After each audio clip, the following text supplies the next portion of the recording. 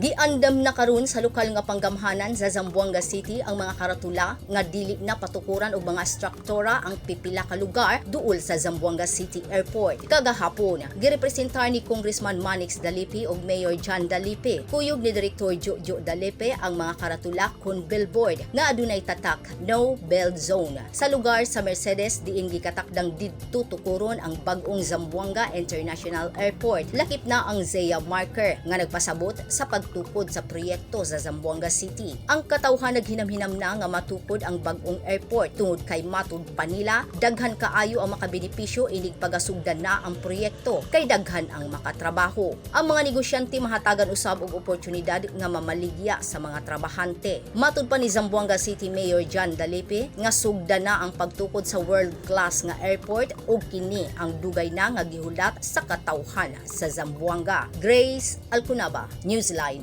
Philippines. Stay safe.